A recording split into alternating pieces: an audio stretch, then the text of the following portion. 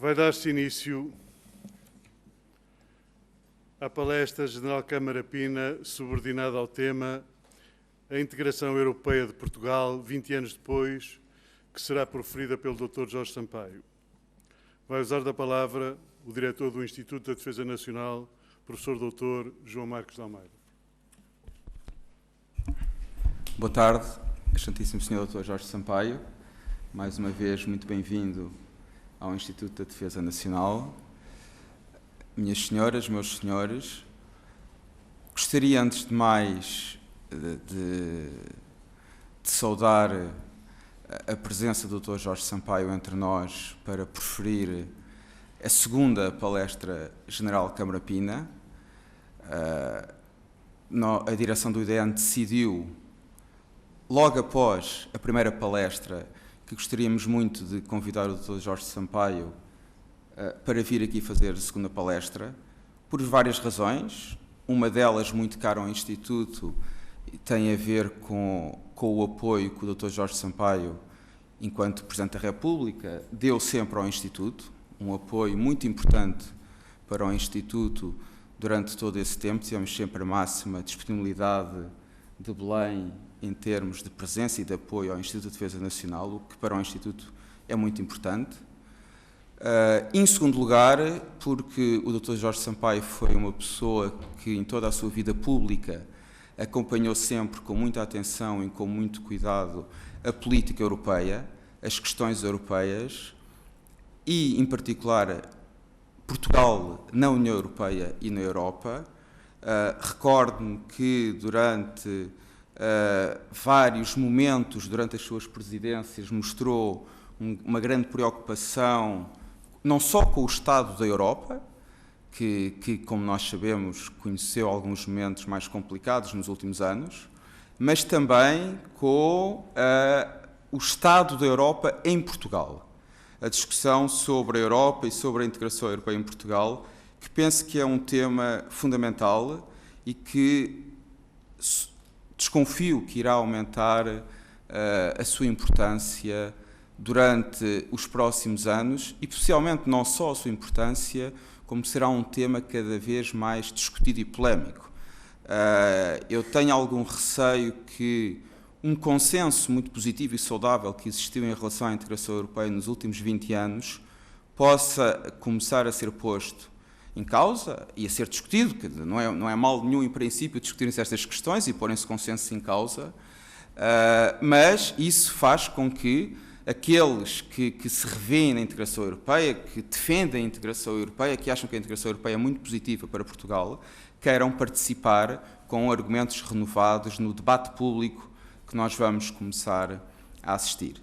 E o Dr. Jorge Sampaio mostrou sempre esta preocupação, teve intervenções muito válidas sobre a matéria e, por todas as razões, pensámos que era a pessoa indicada para discutir o tema de Portugal e Europa 20 anos depois, no ano em que faz 20 anos da integração de Portugal na União Europeia. Só uma última palavra e que tem a ver com a palestra em si e o título da palestra. Nós decidimos, há 2 anos, iniciar uma palestra anual General Câmara Pina como uma forma de homenagem não só ao fundador do Instituto da Defesa Nacional, o General Câmara Pina, mas também achamos que este tipo de homenagens e de eventos servem para dignificar as instituições. As instituições devem sentir orgulho da sua história, dos seus fundadores e devem ter atos de homenagem, de dignidade, anuais que mostrem essa história e que contribuem para o prestígio da instituição. E, nesse sentido, iniciamos estas palestras anuais General Câmara Pina.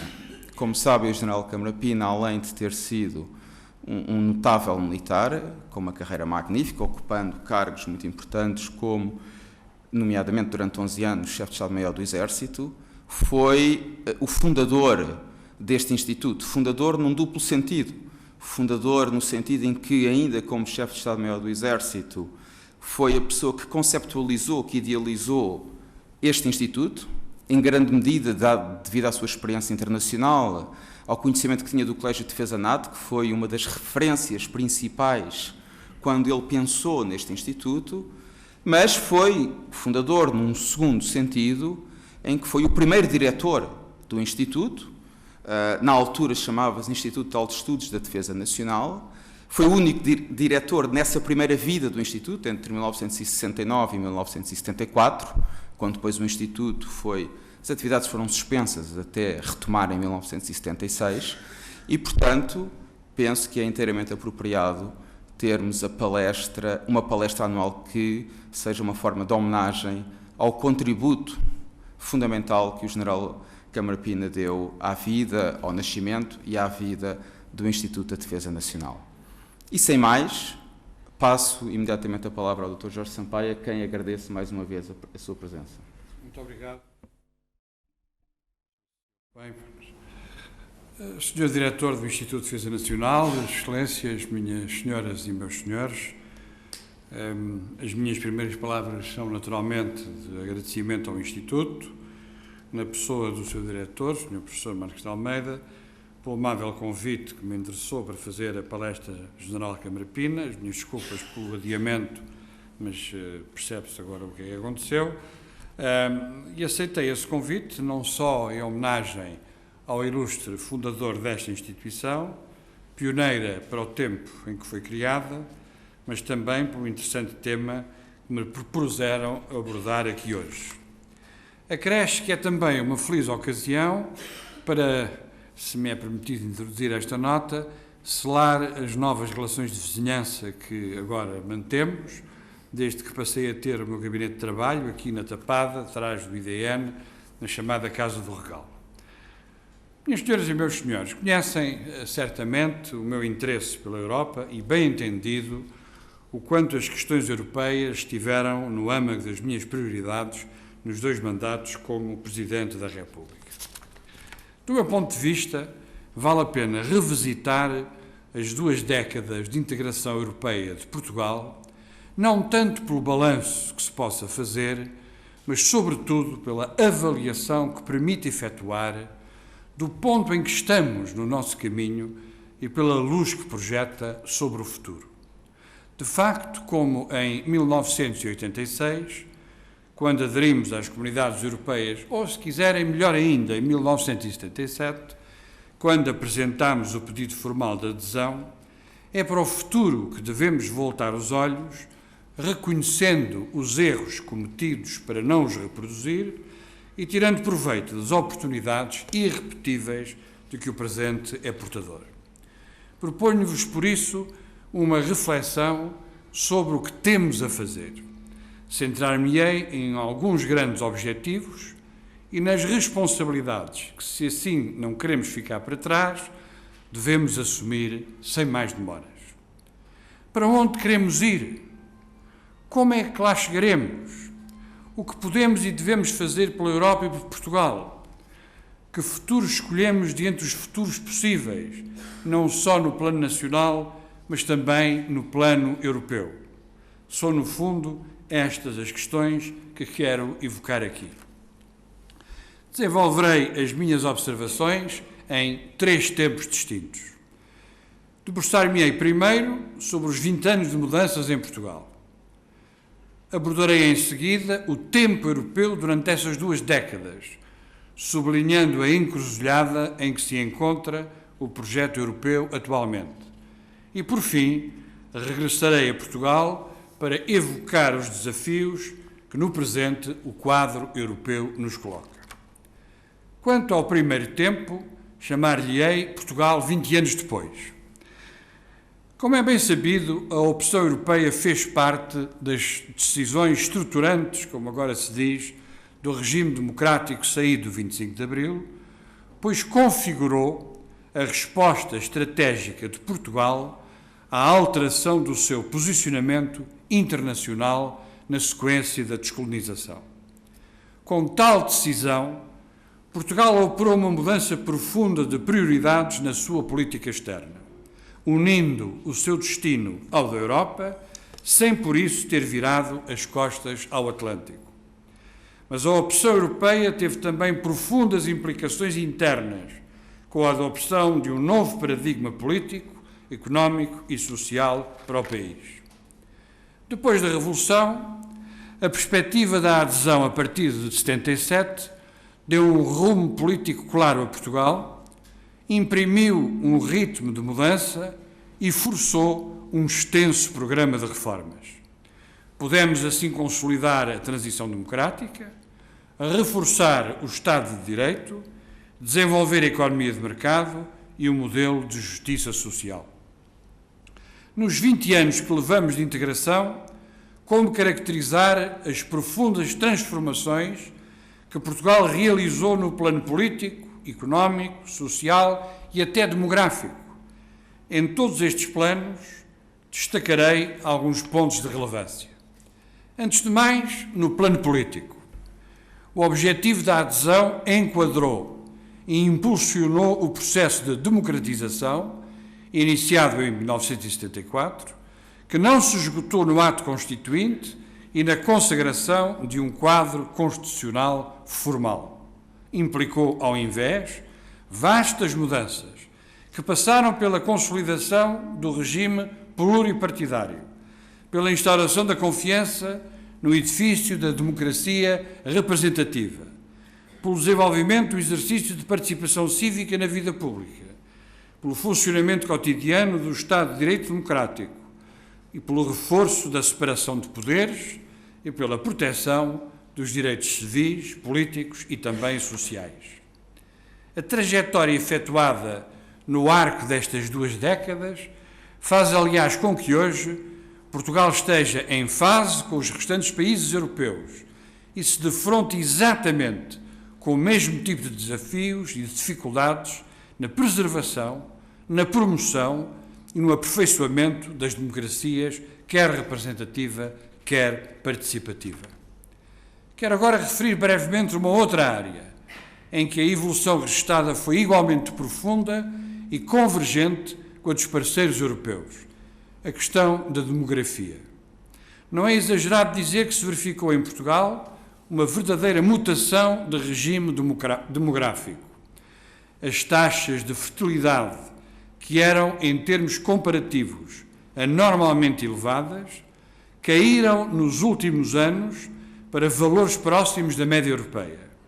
No mesmo sentido, a esperança média de vida aumentou e as taxas de envelhecimento revelam hoje valores preocupantes, nomeadamente para a sustentação dos sistemas de segurança social, isto é, valores idênticos aos das sociedades envelhecidas do centro europeu. Convém aqui abordar um outro ponto, o da evolução dos nossos padrões migratórios. Com a descolonização, Portugal recebeu e reintegrou, em muito pouco tempo, mais de 500 mil de deslocados dos antigos territórios coloniais. Mas a situação mais surpreendente havia de ser, sem dúvida, o da transformação do país em destino de imigrantes, oriundos numa primeira fase das antigas colónias africanas e depois da Europa de Leste e do Brasil. No mesmo período, as mudanças na economia são igualmente vastas e profundas, como se pode concluir da análise dos números sobre o crescimento económico antes e depois da adesão. Antes da adesão, o PIB per capita português era cerca de 52%, naturalmente em paridade de poder de compra, da média comunitária. Em 95, atingiu 68% e no ano 2000 ultrapassou os 73%. Já em 2005, mercê do menor crescimento da economia portuguesa, o nosso PIB per capita baixou para cerca de 66% da média dos 15%. No entanto, os 30 anos de democracia e os 20 de integração europeia e de fundos estruturais e de coesão não permitiram ultrapassar ainda as assimetrias de desenvolvimento que caracterizam o território nacional. Neste aspecto, a dicotomia litoral-interior, para só falar desta, com forte polarização demográfica nas áreas metropolitanas de Lisboa e do Porto, permanece como um importante dualismo do modelo de desenvolvimento português. Há, contudo, uma mudança importante, com a consolidação de vários polos urbanos de média dimensão, que é para mim um sinal positivo, embora ainda insuficiente, para conseguir contrariar a prazo a tendência de desvitalização do interior, ou pelo menos de parte desse interior. Uma outra área em que se registaram profundas transformações foi o das estruturas económicas e produtivas.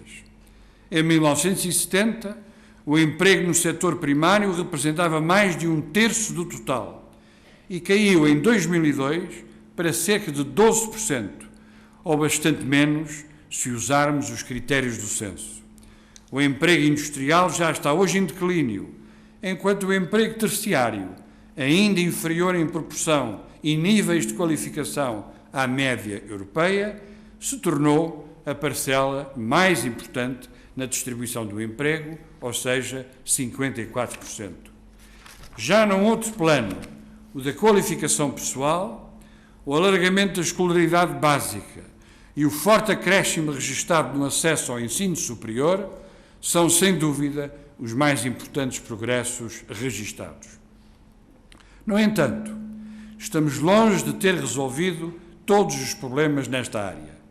O mais premente, que nos obriga a continuar a considerar a escolarização de qualidade para todos como uma verdadeira prioridade nacional, prende-se com os níveis de insucesso e de saída precoce da escola que carecem de ser urgentemente corrigidos.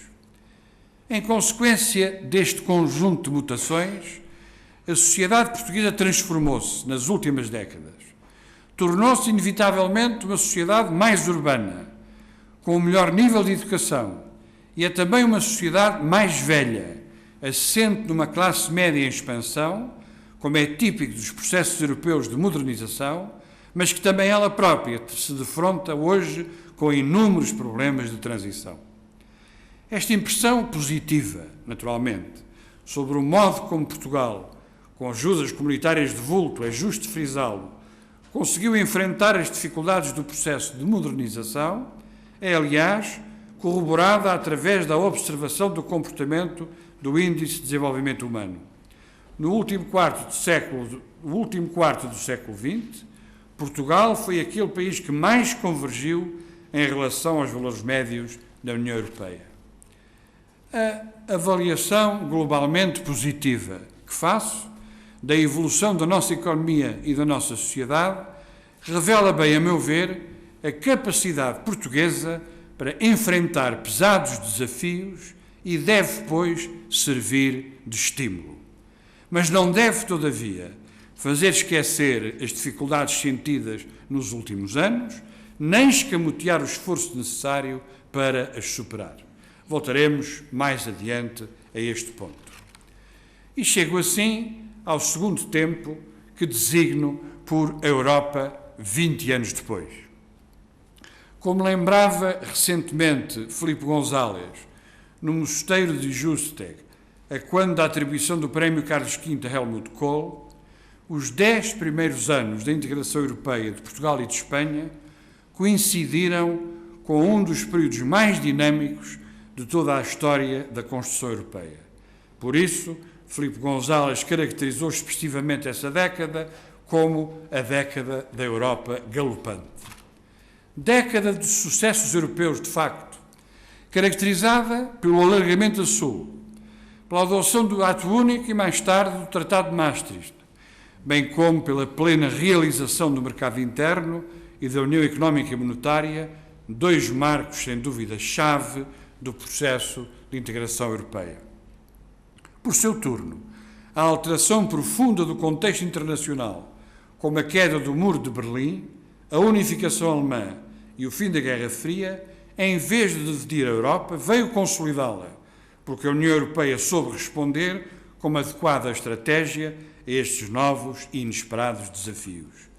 É justo lembrar que esta década de sucessos resultou, sobretudo, da visão e da determinação de um conjunto notável de dirigentes políticos europeus, entre os quais acho que posso destacar Jacques Delors, François Mitterrand e Helmut Kohl. Inspirando-me na metáfora da Europa galopante, poderia dizer que se lhe seguiu a fase da posta restante, a qual corresponde sensivelmente à nossa segunda década de integração europeia.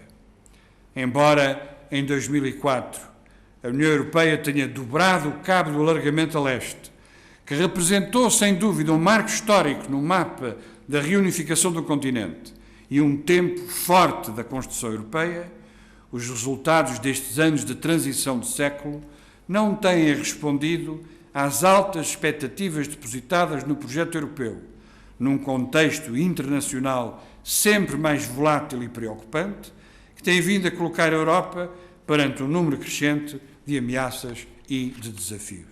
Na verdade, perante novas incertezas e inseguranças, por carência de visão e de estratégia, por ausência de vontade política e, porventura, há quem o refira, por falta de uma liderança forte, a União Europeia ainda não conseguiu abrir caminho para um novo patamar de integração, única via, a meu ver, de compensar, por um lado, as ondas de choque do recente alargamento e, por outro, de se dotar de instrumentos na acessão muito genérica do quadro jurídico, político e institucional que lhe permitam responder com políticas adequadas e eficazes aos múltiplos problemas com que se confronta. Basta relembrar alguns.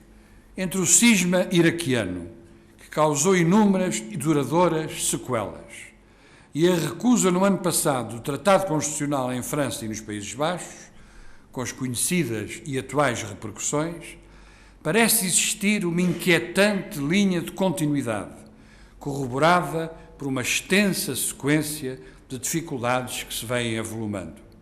Penso, por exemplo, no plano da segurança, no do emprego e no da economia.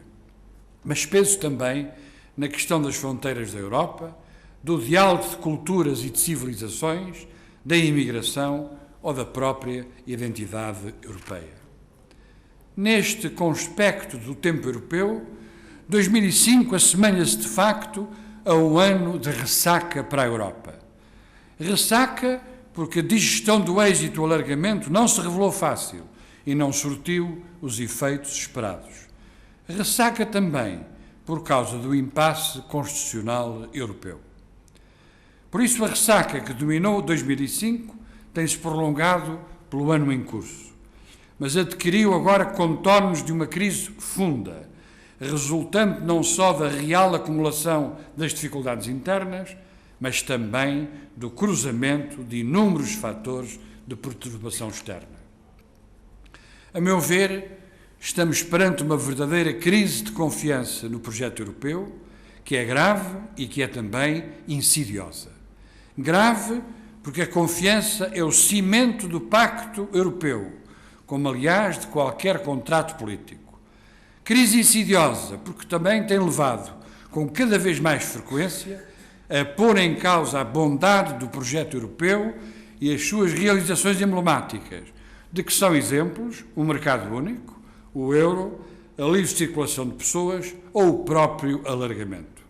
De facto, no inconsciente coletivo dos europeus, por um lado, o ónus de todas as presentes dificuldades recai indistintamente sobre Bruxelas e, por outro, a Europa parece canalizar todos os receios, todas as ameaças e todas as incertezas de que os cidadãos se sentem rodeados.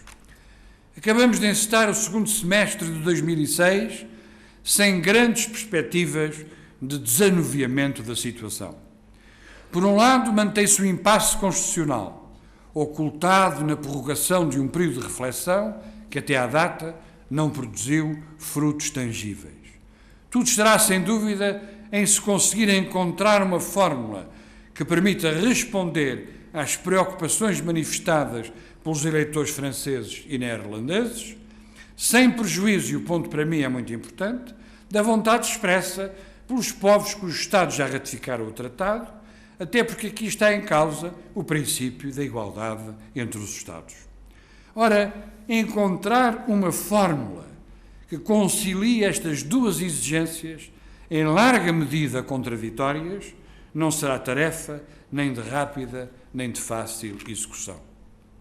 Por outro lado, persiste a dificuldade central em encontrar respostas adequadas para os incessantes desafios da globalização, embora a Comissão venha fazendo esforços crescentes no sentido de relançar algumas políticas europeias e de assim reforçar as solidariedades de facto entre os parceiros europeus em torno do projeto europeu.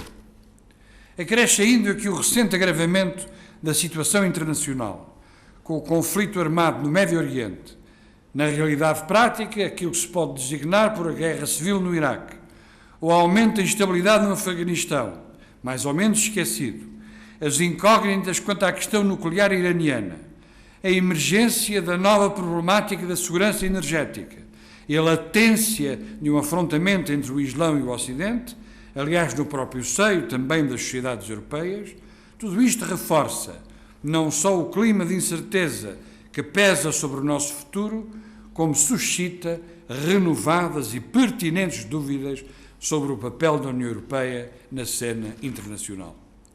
Concretamente, no caso do atual conflito no Líbano e na Palestina, a Europa ganhará tudo em evitar um novo cisma. A experiência mostra bem que só uma solução política poderá trazer segurança, estabilidade e desenvolvimento para o Médio Oriente e que, ao invés, a força e a violência têm sido fatores de radicalização das populações afetadas e de potenciação do extremismo. A atual situação é complexa, uma vez que estamos, no fundo, perante uma recomposição aos mais diversos níveis dos poderes e das relações de força nesta região já martirizada. Deste prisma de leitura, o potencial de generalização do conflito é elevado. Por isso entendo que a melhor opção seria a de uma rápida mediação internacional, impulsionada também e com determinação pela União Europeia, com o indispensável apoio dos Estados Unidos da América, no sentido de, por um lado, garantir a segurança de Israel e impedir novas escaladas, e, por outro, o de reforçar o Estado libanês por forma a conter os extremismos. E parece-me também que chegou mais uma vez à altura de a comunidade internacional lançar mais uma vez uma nova iniciativa que tem que acompanhar e monitorizar, que leve Israel e a autoridade palestiniana a retomar, sabe agora com que novas dificuldades, um plano de paz com base no princípio de coexistência de dois Estados. Para tudo isto, são necessários, direta ou indiretamente, todos os interlocutores, mesmo os que porventura mais detestamos. A paz é trabalho de procura incessante e determinada e ninguém, com capacidade de a perverter, pode ficar de fora. E quanto ao papel da União Europeia nesta região, como aliás em outros teatros de crise, considero que é tempo de deixar de ser um mero cash dispenser humanitário para passar a assumir responsabilidades éticas, políticas e mesmo militares na resolução das situações de conflito.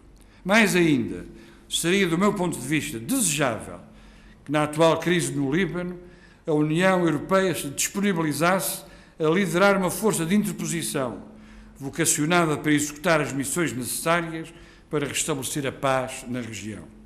Esta seria, porventura, uma oportunidade de credibilizar a tão necessitada política europeia de segurança e de defesa, contribuindo para reforçar o papel da União Europeia no mundo, o que, de resto, os cidadãos europeus têm, aliás, reclamado. A este respeito, quero saudar a iniciativa do nosso Ministro dos Negócios Estrangeiros, que muito oportunamente solicitou à presidência finlandesa a convocação de uma reunião extraordinária com os seus homólogos da União Europeia.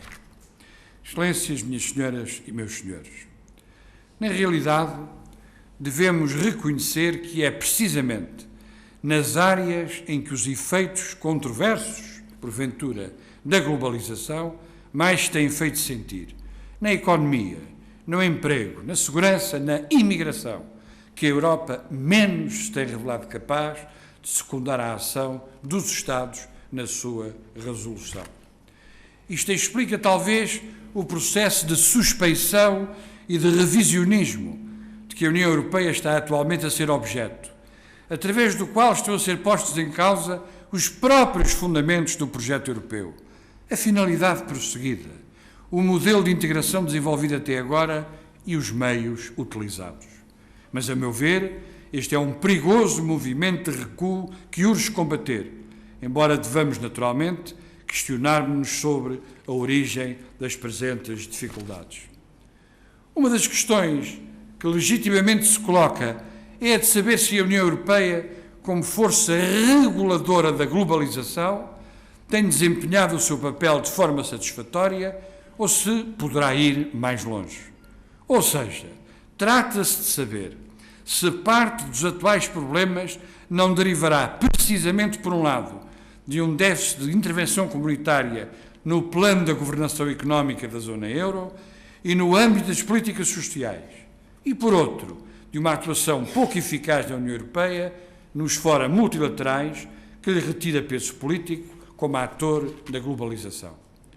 Um outro ponto que merece reflexão é o de saber se, enquanto força reguladora do mercado único europeu, a União Europeia não veio alterar profundamente a forma como se deve equacionar não só o chamado interesse nacional, mas também os equilíbrios bilaterais entre os parceiros. No caso português, assume particular visibilidade, por exemplo, nas trocas comerciais e no relacionamento económico com Espanha, para dar um exemplo mais à vista. No meu entendimento, as dificuldades com que nos defrontamos refletem, pela sua dimensão estrutural, preocupantes sinais de vulnerabilidade do modelo de desenvolvimento comum à maioria dos parceiros da União Europeia.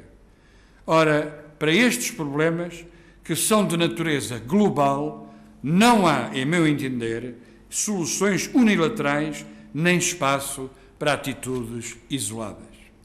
Por isso, o primeiro passo neste processo consiste em recusar os impasses do proteccionismo, do retraimento internacional e do impulso libertário de desmantelamento do modelo social europeu. Importa, pois, pelo menos a minha opinião, empenhar-nos na procura das melhores estratégias para que a União Europeia como um todo possa sair da crise. Não tenho por mim quaisquer dúvidas de que a solução dos atuais problemas só será possível com mais Europa. Quando digo mais Europa, penso numa União Europeia mais integrada politicamente, no sentido para que aponta o Tratado Constitucional Europeu.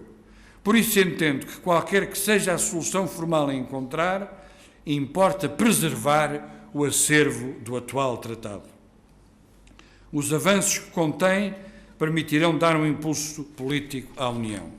Poder-se naturalmente ter ido mais longe, no plano social ou, se quiserem, ainda no plano institucional. Por exemplo, pessoalmente, e disse-o muitas vezes, pessoalmente ainda continuo a pensar que a inclusão de um sistema bicameral seria benéfica para a salvaguarda do princípio da igualdade entre os Estados e para o bom funcionamento da União como Federação de Estados-nação. Mas foi o acordo possível. Importa, pois, não desperdiçar as potencialidades que este tratado encerra. Devemos evitar que o seu património seja liquidado, ou seja saldado, ou seja posto em leilão, o que só prejudicará países de dimensão média como Portugal. E esta, que é uma profunda convicção minha, entendi que a devia também dizer aqui hoje. Há, por isso, que lutar pela sua recuperação.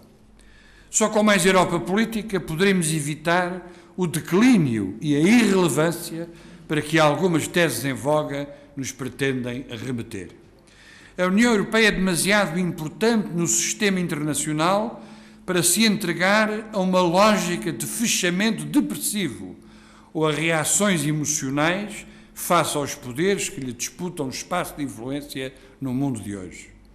Representem eles hegemonias já instaladas, como a americana, ou potências emergentes, como a China ou a Índia. Excelências, minhas senhoras e meus senhores, quero terminar esta segunda parte da intervenção com uma nota de otimismo, que agora posso ter com mais à vontade, voltando um pouco atrás à crise política aberta pelos referendos negativos dos Países Baixos e em França. Para além do problema criado pela rejeição do Tratado Constitucional, que está por resolver, houve, a meu ver, algo de muito positivo nestas consultas, pois a alta taxa de participação registada, e por motivos porventura diferentes, a alta taxa de participação registada atesta que está em curso aquilo que eu designaria por um processo de politização da União Europeia. Este facto reveste a maior importância, pois revela que a Europa é, enfim, percepcionada como um facto político, suscetível de ser sancionado, positiva ou negativamente, pelos povos. Neste sentido, estas consultas traduziram uma vitória da democracia participativa e a afirmação da Europa política e dos cidadãos. Este ponto, no meu ponto de vista, é animador e corrobora o que já afirmei sobre a via a seguir. Só reforçando a integração política poderemos ir ao encontro das expectativas dos cidadãos, fazer desaparecer os motivos dos seus receios e dar-lhes razões suficientes para confiarem no projeto europeu. Finalmente, o terceiro tempo a que chamo "e agora?". Ao virar a página de 2 décadas de integração europeia, devemos nos interrogar: e agora? O que podemos esperar da Europa? O que podemos fazer por Portugal? Os tempos têm sido difíceis. Instalou-se um certo negativismo. Onde antes havia certezas, hoje há interrogações e dúvidas. A confiança dos portugueses no projeto europeu entrou em declínio, segundo as indicações mais recentes do Eurobarómetro. Deixámos de pertencer a alguns núcleos avançados da integração europeia. Não ratificámos o Tratado Constitucional, não fazemos parte dos grupos pioneiros em matéria de justiça e assuntos internos, até deixámos de ser apontados como os bons alunos da União Europeia. Mas não nos devemos deixar abater. Há que reforçar a nossa vontade de agir com continuidade e com persistência. Muito, como sempre, depende de nós. Somos capazes de fazer mais e melhor. E então, o que é que temos, em meu entender, de fazer? Estaremos a contribuir para o avanço da Europa se, antes de mais, soubermos responder aos desafios internos que se colocam ao nosso país, os quais se inscrevem, de resto, na Europa que foi e é opção e projeto de futuro. É sempre a velha questão da persistência de uma agenda interna. Este ponto é muito importante. Atualmente, o sucesso do projeto europeu está dependente da realização pelos Estados-membros das reformas necessárias para assegurarem a sua própria viabilidade num contexto de acentuado envelhecimento demográfico, da globalização imparável, de mudanças aceleradas dos equilíbrios internacionais e de mutação de paradigmas produtivo, económico, social e até mesmo cultural. Apesar de ser no quadro europeu e maiormente no âmbito da Agenda de Lisboa que Portugal tem de assumir uma ideia de futuro e uma estratégia de desenvolvimento a médio prazo, com objetivos claros e motivadores e instrumentos eficazes, a sua realização está nas nossas mãos, pertence à nossa agenda interna e ninguém a executará por nós. Esta é, parece-me, uma nova faceta da construção europeia, porventura mesmo um ponto de ruptura na sua história e o futuro o dirá. A meu ver, minhas senhoras e meus senhores, são 6 os principais desafios para a próxima década, se quisermos dar um impulso ao nosso desenvolvimento coletivo e se quisermos reintegrar plenamente a rota europeia. O primeiro desafio, naturalmente, é o da educação. Esta é, sem dúvida, a nossa questão central, a qual condiciona todas as outras. As elevadas taxas de abandono escolar têm de cair. É preciso investir melhor na educação, aumentar a qualidade e a exigência do ensino em Portugal e a nossa capacidade de afirmação no campo da ciência e no campo do conhecimento. Esta não é uma questão conjuntural, que depende de oportunidades circunstanciais e de possibilidades orçamentais. É uma questão de fundo, é uma grande causa nacional e republicana e representa a maior reforma estrutural que teremos de efetuar. O segundo desafio é o da formação profissional. Outro grave problema de fundo que Portugal tem de enfrentar é o da inadequação do sistema de formação profissional aos imperativos do mercado de trabalho e da nova economia. É preciso não esquecer que na nova economia o que conta, como todos sabemos, não é a mão de obra barata, mas sim a qualificação dos recursos humanos, a sua cultura e a sua formação técnica. É preciso uma cultura que valorize o trabalho, o aperfeiçoamento, a qualificação e a formação ao longo da vida e o domínio das novas tecnologias na informação e comunicação, como resulta claramente da Estratégia de Lisboa. A sua aplicação é, como também sabemos, uma prioridade nacional. O terceiro desafio é o da inovação, da investigação e do desenvolvimento. É absolutamente vital dinamizar as relações entre os componentes do Sistema Nacional de Inovação, estimular e sensibilizar as empresas para a urgência de um investimento mais reprodutivo em investigação e desenvolvimento. As estatísticas neste domínio são ainda muito fracas. E tornar mais frequente e natural o recurso às relações entre a produção de saberes e o tecido económico. As empresas, motores últimos da inovação, e os centros de saber têm de simplificar e agilizar as relações entre si. Sem inovação, não reforçaremos a nossa capacidade de concorrer no mercado europeu, nem conseguiremos ganhar a batalha da produtividade e da competitividade no mercado mundial. Qual é o quarto desafio? O quarto desafio é o da competitividade e do crescimento da economia. Como é bem sabido, temos um problema de fundo grave, que é o do déficit estrutural da produtividade e de competitividade da economia portuguesa. O desempenho da economia portuguesa nos últimos anos tem sido, temos de o admitir, decepcionante. Comparando os anos de 2000 com 2005, como já disse atrás, e agora neste ponto, a taxa média de desemprego aumentou de 3,9 para 7,6. A variação do produto passou de um crescimento de 3,4 para valores negativos em 2003. E o rendimento per capita, outra vez em paridade de poder de compra, e já o disse, relativamente à média europeia, desceu de 73% para 66%. No contexto da globalização, penso eu, só uma estratégia de diferenciação qualitativa e de progressiva transição para a produção de bens e serviços com mais valor acrescentado poderá constituir uma solução duradoura para modernizar a estrutura produtiva da economia portuguesa. Mas é uma transição longa, complexa e exigente. A competitividade que realmente interessa e conta, quer para as empresas conquistarem ou preservarem cotas de mercado, quer para o país atrair investimentos produtivos, é a que assenta em vantagens estruturais, como, por exemplo, as que são proporcionadas pela qualificação dos recursos humanos, pela qualidade do sistema de investigação e desenvolvimento, pela rede de infraestruturas, pelo desenvolvimento do sistema financeiro, pela credibilidade do regime fiscal, pela óbvia necessidade de celeridade da justiça e pela eficácia da administração pública, entre muitos outros aspectos.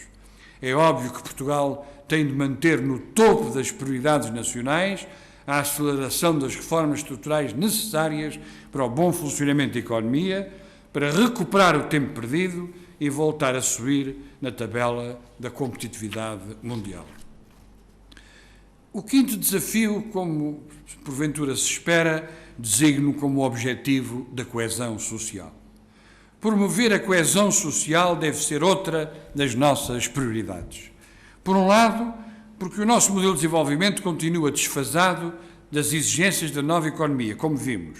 Situação agravada, aliás, por um padrão de distribuição de riqueza fortemente inigualitário e com grandes assimetrias territoriais. Por outro, porque o nosso sistema de proteção social apresenta grandes fragilidades e lacunas, apesar de toda a discussão que o aumento do desemprego tem claramente revelado. Importa, pois, lutar para que se não criem fraturas e tensões que porão inevitavelmente em causa a coesão nacional mínima, com os perigos que isso implica. No meu entendimento, a luta contra a pobreza e a exclusão é uma questão de dignidade social e uma obrigação moral indiscutível. E sem prejuízo do importante contributo da via assistencial, deve ser prosseguida pelo crescimento da economia e pela justiça social, nomeadamente através da igualdade de oportunidades e da distribuição do rendimento tão necessária em termos de equidade em Portugal. Finalmente, o sexto desafio que designo como de requalificação da nossa democracia. A meu ver, este é também um desafio de longo prazo, que, embora comum a todas as democracias europeias, e isso só em parte nos pode confortar, é um desafio que importa não menosprezar.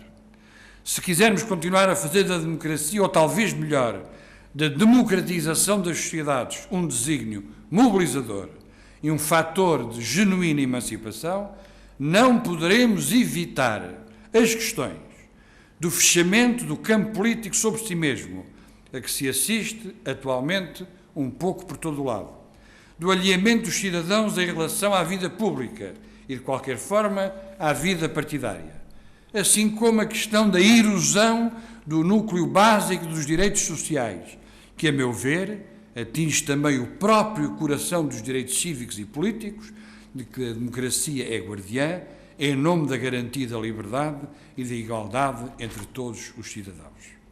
Excelências, minhas senhoras e meus senhores, para enfrentar parte destes desafios internos, contaremos ainda, pelo menos até 2013, com os recursos e a disciplina dos quadros comunitários de apoio.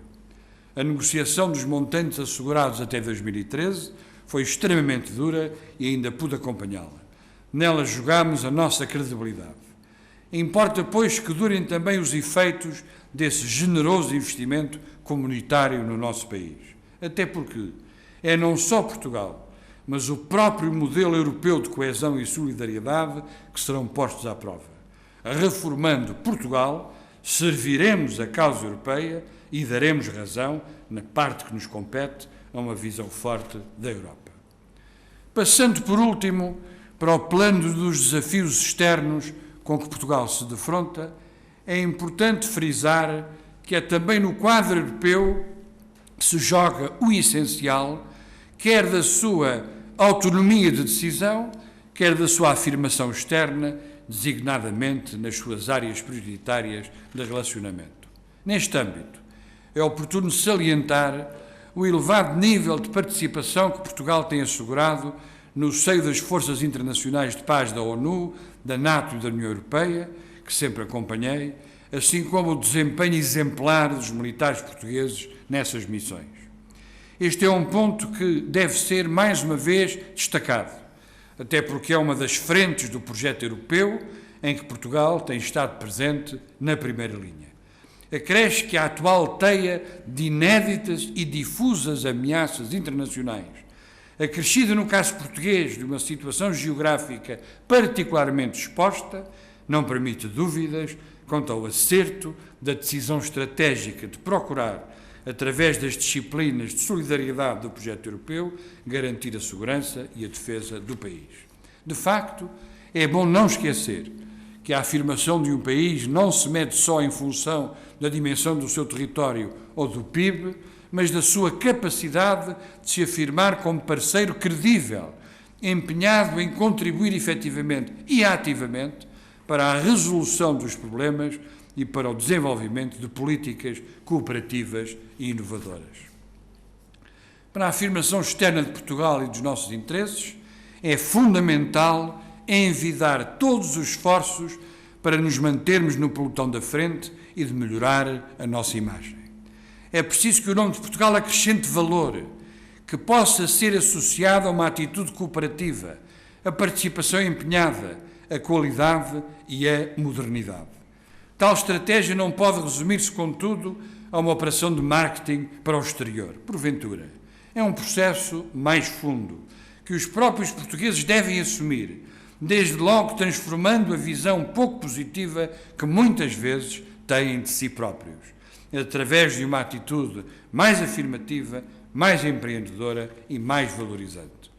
A este propósito, gostaria ainda de recordar que o exercício por Portugal da presidência da União Europeia no segundo semestre do próximo ano constituirá, sem dúvida, uma ocasião privilegiada para reafirmar o nosso firme empenho europeu e para contribuirmos para o avanço da integração europeia com determinação, com visão e com estratégia.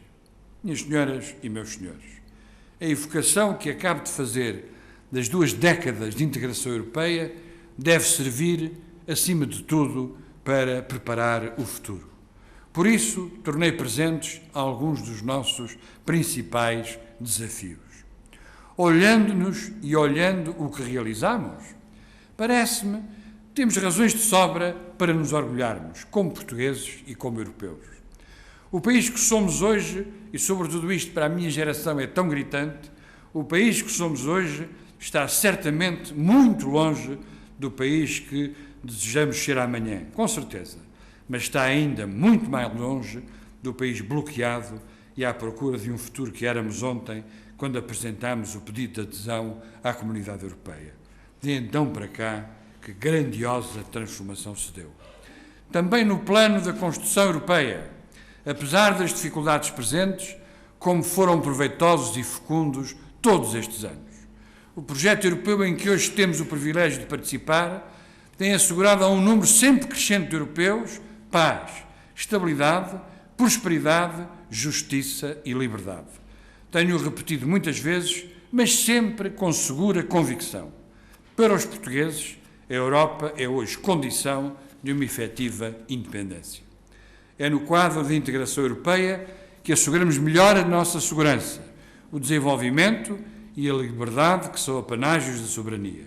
E é no quadro europeu que poderemos resolver com mais eficácia os problemas e as dificuldades que atravessamos, que podemos fazer valer os nossos interesses e continuar a sentir-nos, como também tantas vezes tenho dito, a continuar a sentir-nos cada vez mais portugueses, sendo ao mesmo tempo mais europeus, orgulhosamente mais europeus.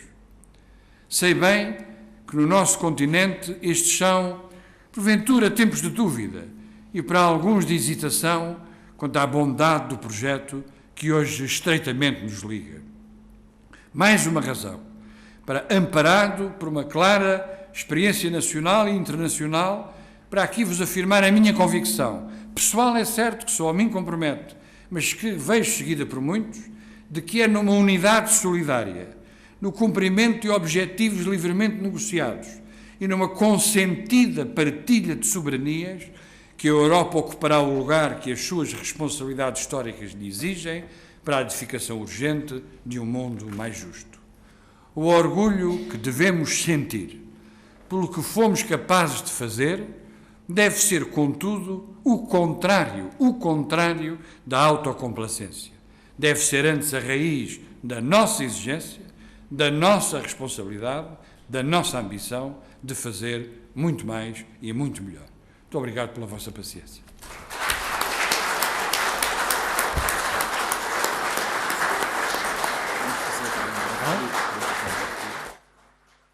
Dr. Jorge Sampaio Matos Chaves, auditor de Defesa Nacional, muito obrigado pela sua palestra e, embora não partilhe bastante das suas convicções, o que é natural, isto é uma discussão que está na Europa desde 1948, a questão do modelo da governança da Europa. Gostaria que fosse o Sr. Doutor, com a autoridade de ter sido Presidente da República durante 2 mandatos, que suscitasse e desse o pontapé de saída, digamos, no debate que é necessário fazer na sociedade portuguesa. Na sociedade portuguesa estamos bloqueados no debate europeu. E estamos bloqueados porque não se escuta o modelo da governança europeia. Assiste-se às palavras das pessoas, e normalmente as pessoas que têm tido voz são pessoas que defendem o caminho federal, e há outras pessoas que defendem, e não por isso menos europeias, defendem o caminho intergovernamental. Há nuances entre estes 2 caminhos, que agora obviamente não vamos falar sobre isso, para não amassar as pessoas, e o Sr. Doutor sabe os de sobejo, mas era necessário, de uma vez por todas, já que se quer discutir politicamente a Europa, é necessário fazer este debate que está por fazer. Na Europa tem-se feito, desde 48, desde o Congresso da AE, que saiu dividido a meio exatamente por esta questão de fundo, que esse debate tem sido feito nas sociedades europeias. Em Portugal apenas se fala da Europa quando se fala de fundos estruturais, ou apenas se fala da Europa quando agora, e mal explicado em Portugal, por uma ruptura em termos do Tratado Constitucional que foi recusada legitimamente por 2 povos europeus. Não podemos dizer que não foi legitimamente recusado, porque ou bem que somos democratas e aceitamos as decisões dos povos europeus, ou bem que queremos impor uma visão nossa de governança no sistema europeu. Portanto, doutor, o desafio que eu lhe fazia era: promova, por favor, a abertura, digamos, da discussão pública e perante todos os portugueses do modelo de governança, dos modelos, enfim, extremos entre o modelo federal e o modelo intergovernamental, porque penso que é uma discussão que está por fazer na sociedade portuguesa e poderia trazer muita adesão, digamos, pelo menos ao projeto europeu em Portugal. Podemos juntar 2 questões. Sr. Almirante.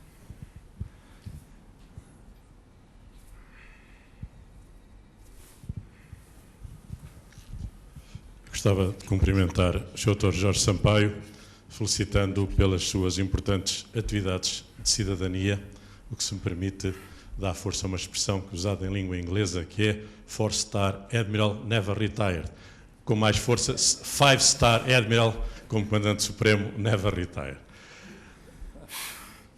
Gostaria, antes da minha questão, de dizer que não sou contra a Europa. Acho que Portugal deve encontrar o seu equilíbrio, como tenho dito e escrito algumas vezes, estendendo um braço à Europa e estendendo o outro ao Atlântico. Os 2 braços do mesmo lado conduzem a um desequilíbrio e certamente a algum trambolhão que não nos conviria nada.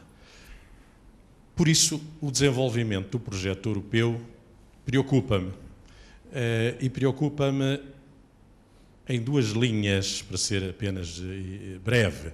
A primeira, naquilo que eu penso que seja uma falta de humildade das estruturas dirigentes da Europa, e que está logo clara na introdução do projeto do Tratado Constitucional Europeu, quando diz nós, os povos da Europa, que estamos gratos aos membros da Convenção por terem produzido aquele trabalho. Enfim, estou a citar de memória. Mas preocupa-me, sobretudo, muito, uma questão que está no artigo 13º do projeto de Tratado Constitucional Europeu. E o artigo 13º trata das competências exclusivas de Bruxelas. Vossa Excelência falou na partilha de soberania, e eu estou de acordo com partilhas. Não estou de acordo com exclusividades. Há 4 ou 5 exclusividades no artigo 13º, e eu até concordo com todas, exceto com uma. As com que concordo dizem respeito à política comercial, à política aduaneira, à política monetária. Mas há uma outra que ainda por cima me parece perfeitamente desequilibrada relativamente a estas, e que lá está, e que é exclusiva, e que diz que é competência exclusiva de Bruxelas a gestão dos recursos biológicos do mar. E focaria 2 aspectos. Recursos biológicos não é pesca. E mar não é zona económica exclusiva. É todo o mar a começar ali na muralha em Cascais. Se juntar a isso o facto de que Portugal tem a maior zona marítima da Europa, que essa competência passa exclusivamente para Bruxelas, que, por exemplo, no Mediterrâneo não há zona económica exclusiva, é uma pequena faixa que a União Europeia poderá vir a controlar, dá-me a ideia que é uma medida que foi tomada pensando muito em retirar a um pequeno país um recurso rico. E isso preocupa-me muito. Será, e desculpar-me ao Sr. Jorge Sampaio, eu tenho já colocado esta questão várias vezes a variadíssimas pessoas, e devo dizer que o meu espírito continua intranquilo. Eu gostaria, se o Sr. Jorge Sampaio me pudesse tranquilizar.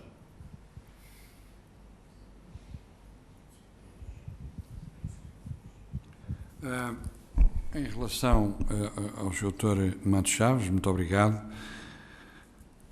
A única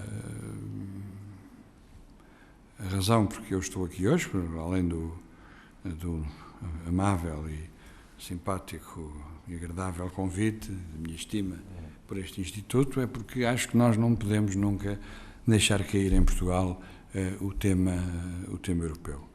Aliás, voltar às palavras de início do Sr. Professor, diretor do Instituto, nós percebemos que, porventura, aquele sólido consenso sobre a participação na Europa é hoje algo sobre o qual pouco aprofundamos, sobre o qual pouco desenvolvemos. E temos, digamos assim, perdido a embalagem na discussão paralela da questão da distribuição dos fundos estruturais, isso é verdade, com os grandes temas europeus. Surpresa, aliás, que não é só nossa, porque verificamos que a participação em muitas eleições europeias em toda a Europa não é aquela que nós, porventura, gostaríamos. Eu devo dizer que isso não me surpreende, porque são séculos de história que, depois dos grandes traumatismos, nomeadamente o da Segunda Guerra Mundial, e que levaram ao início de todas estas construções, são produtos muito, muito difíceis, a partir de Estados nacionais com políticas centenárias, ou se não centenárias, pelo menos políticas muito solidamente enraizadas. E aquilo que eu sempre retiro de toda esta participação é isto, como é próprio da experiência, avança por pequenos passos, não há outra maneira. E, portanto, a questão, para abordar só uma, a questão federal é uma questão que não me preocupa, porque nós temos muito medo da questão federal em Portugal. A única coisa que eu respondo sempre a isso, não pense nisso, porque com um orçamento que é 1% ou 1, não sei que por cento do PIB europeu, não há federação possível. Portanto, não, é uma discussão que não está em cima da mesa. O que está em cima da mesa, e isso é, a meu ver, muito significativo, e isso já responde em parte também ao Sr. Almirante, que saúdo muito particularmente, é como é que nós combinamos aquilo que eu acho que é preciso ser mais Europa com aquilo que eu acho que é preciso ser menos, no sentido em que o princípio da subsidiariedade tem, a meu ver, uma importância crescente, e porque há uma contradição muito clara, neste momento, entre aquilo que é uma accountability, ou a ausência de uma accountability europeia, e uma accountability que é nacional. E, portanto, qualquer governo tem a pressão da accountability nacional e qualquer governo se desculpa com a Europa porque não tem uma accountability europeia. Eu estou convencido, e vejo isto inevitavelmente, Sr. Doutor, sempre na perspectiva portuguesa, porque eu, enfim, a geração a que eu pertenci e pertenço é uma geração que sempre ambicionou a Europa e, portanto, era lá que ia colher, de uma forma ou de outra, alguns dos pequenos ensinamentos que pôde colher nessa altura. A verdade é que eu não consigo descortinar, depois da evolução política que se verificou, nomeadamente em Portugal e no mundo, que nós, com a história que temos, a cultura que temos, a posição que temos e a capacidade que temos, possamos a todos desenvolver sem estarmos num quadro de partilha de soberanias como esta que aqui estamos. E que seria, aliás, irrisório, digamos assim, pretender que numa época de mundialização e de globalização nós pudéssemos erigir, digamos assim, uma bandeira isolada e única e que com isto resistíssemos a todos os impactos que estão neste momento em curso. Agora, há uma coisa em que o Dr. Matos Chaves tem alguma razão e, portanto, eu preocupo mais com o intergovernamental, na exata medida em que, com isso, eu apago a Comissão ou tendo a apagar a Comissão com os poderes e as obrigações que o Tratado lhe dá, do que propriamente na confrontação federal intergovernamental. Isto para a sua primeira questão. A segunda, é natural, e isso eu estou de acordo, independentemente do conteúdo que nós pusermos um e outro dentro desse cadinho, que nós precisemos discutir mais isto. Quer dizer, nós não temos que ter receio e, sobretudo, o que temos que evitar, e é que por isso é que eu tantas páginas dediquei à agenda interna, é que há dezenas, centenas de questões essenciais para Portugal que se resolvem cá dentro. Quer dizer, mas o que é que tem a Europa a ver com o acesso escolar? O que é que a Europa tem que ver com, digamos, o grau de falhanços dos estudantes no ensino secundário? Não tem nada objetivamente a ver. Traz os números, isso efetivamente traz, ou ela ou a OCDE. Agora, nós temos uma agenda interna que cruza com aquilo que pode ser uma agenda europeia e, com isso, é o nosso próprio trabalho que está em causa e, ao mesmo tempo, devemos, efetivamente, discutir a Europa. Mas discutir a Europa também porquê? Eu nunca pensei que aquela frase tivesse sido tão citada depois disso, quando eu uma vez afirmei que há mais mundo para além do orçamento. Eu tenho visto essa frase citadíssima, é mesmo a única frase, fico felicíssima por haver citada. Mas, de facto, há mais mundo para além dos fundos estruturais, há mais mundo para além de várias políticas comuns, porque há os fins, quer dizer, há a comunidade de destino, há os valores, há aquilo que construiu toda esta Europa, é que a gente fez tantos anos de esforço para poder chegar e, portanto, isto não é só uma conta de merceeiro, não é só um orçamento, não é só uma política agrícola, mais tostão, menos tostão do ponto de vista da subsidiação. Não, isto é uma comunidade de destino. E é tão impressionante enquanto comunidade de destino que nós consideramos a ter gente a bater-nos à porta para poder entrar dando à questão do alargamento umas vicissitudes futuras que nem é bom pensar o que é que isto significa. E, portanto, curiosamente, continuamos a ser um grande ponto de atração.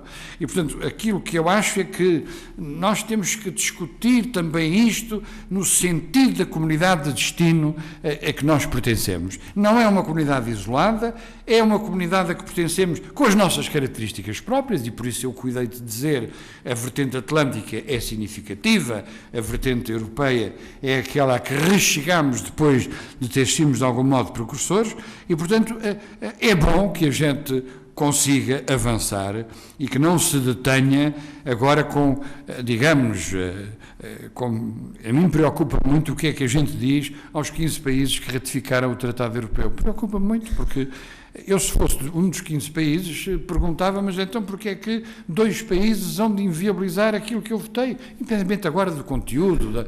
É uma questão muito difícil, e é muito difícil convencer 15 países que têm que dar mais importância a 2, e os 2 não dizem como é que propõem resolver a questão, como, in illo tempore, os dinamarqueses e os irlandeses conseguiram fazer. E, portanto, Sr. Matos Chaves, com esta mania que eu tenho de chegar a alguns consensos, discutir a Europa, discutir a governança da Europa, com certeza o que não podemos é perder muito tempo, porque isto vai estar aí, e eu vejo mal, isto agora é puramente a título pessoal, que nós possamos fazer uma presidência sem estar enfornhados neste debate, como se ele pudesse transitar por cima de nós, da presidência portuguesa para a presidência que nos sucede. É difícil e é bom que a gente se vá preparando para esta discussão. Senhor Almirante, nós temos naturalmente graus diversos de perplexidade, e o seu espírito é sempre um espírito atento. Eu esperava tudo menos esta, quer dizer, confesso, para lhe ser absolutamente franco, estou à vontade consigo há muitos anos e, portanto, agora fiquei embaraçado, vou ver isto com mais atenção, para ser absolutamente, e não tenho, como é óbvio, uma resposta manifesta para lhe dar. Agora, a minha convicção, e agora viro isto ao contrário, quer dizer, é que nós temos que saber, nós portugueses, temos que saber cuidar daquilo que é a nossa zona marítima de influência e protegê-la e defendê-la, e aí temos, como sabe, muito melhor do que eu, alguns shortcomings de forte peso. Portanto, eu tenho sempre esperança que, como não acredito que um país intermédio em termos de tamanho, de capacidade, de PIB, de população, etc., possa, no contexto atual, impor um ponto de vista exclusivo, porque pode ser boicotado da maneira mais fácil, eu tenho sempre esperança que o processo comunitário leve as coisas para bom sítio. Tenho sempre esta ideia de que ganhamos em estar à frente desse projeto, desse acervo de funcionamento comunitário. É tudo quanto lhe posso resolver, mas vou já recorrer a ver este artigo agora com mais atenção. Sr. Professor.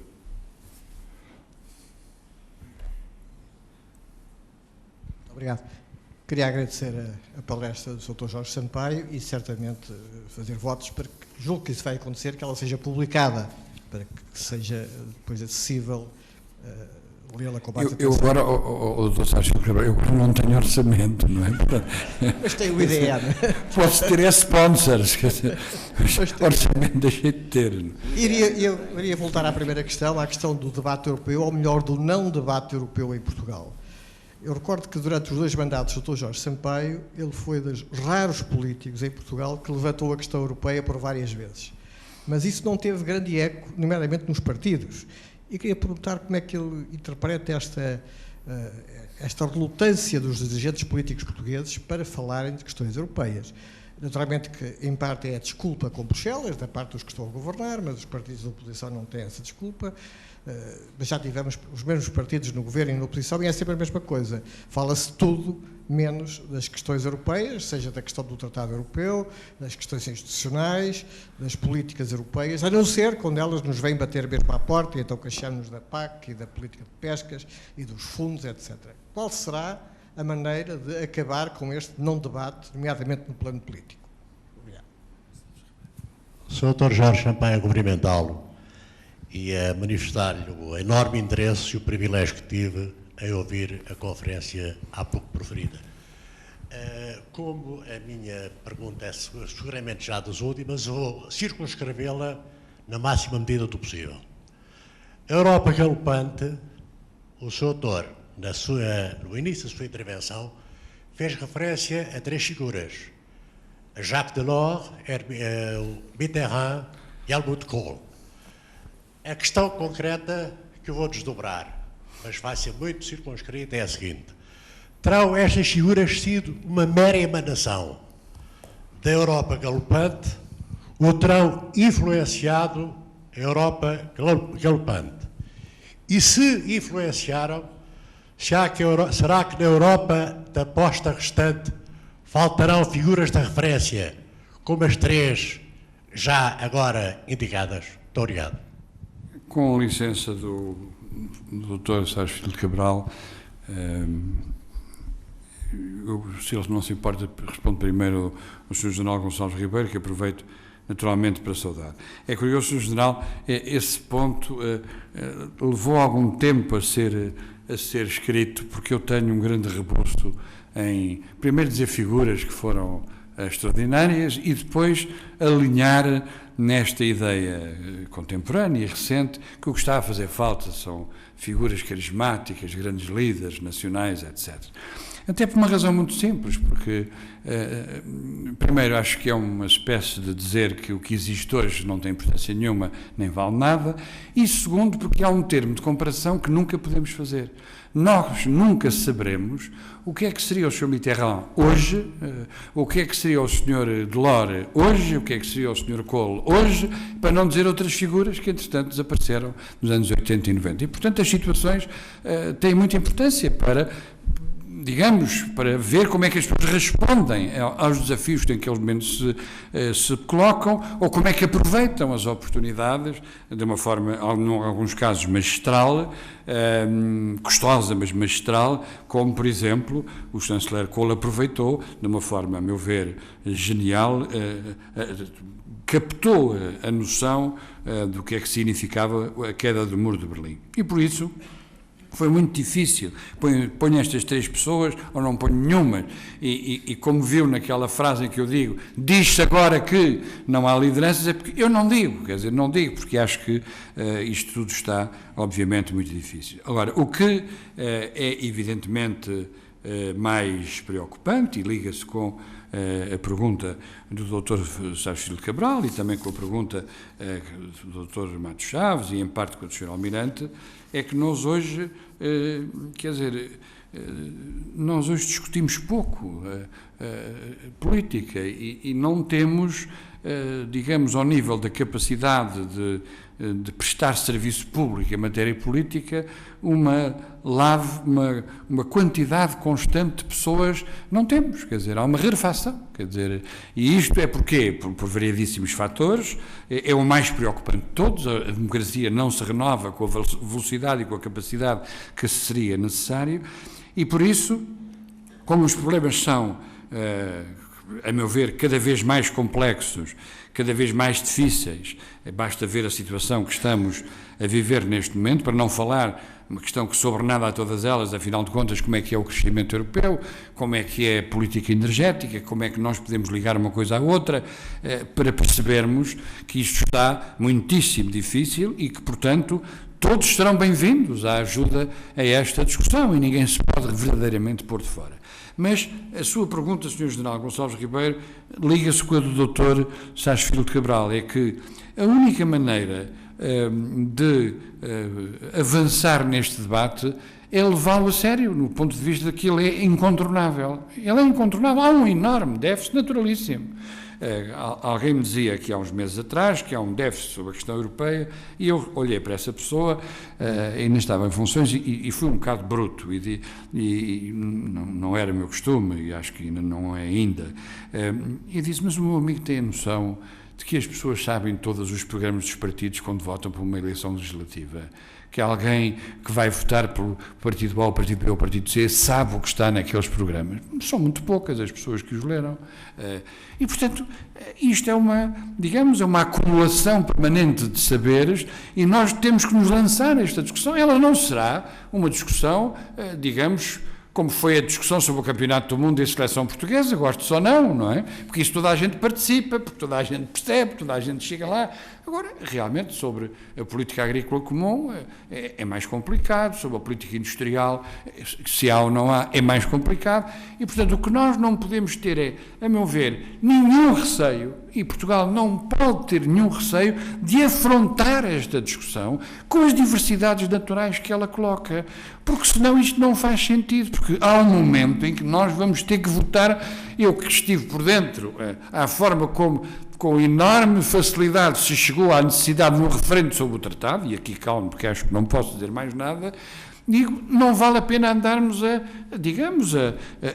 não participar seriamente neste debate, a começar nas faculdades, a passar para os institutos, para a comunicação social, e alargá-lo, digamos assim, alargá-lo às autarquias, porque quem percorreu como eu os 308 concelhos do país, muitas vezes o mesmo até, as pessoas estão muito mais atentas a alguns dos debates do que nós aqui muitas vezes imaginamos. Estão muito mais atentas e percebem muito mais, e tudo isto é um esforço que, obviamente, há quanto tempo as faculdades de Direito têm cadeiras sobre assuntos europeus?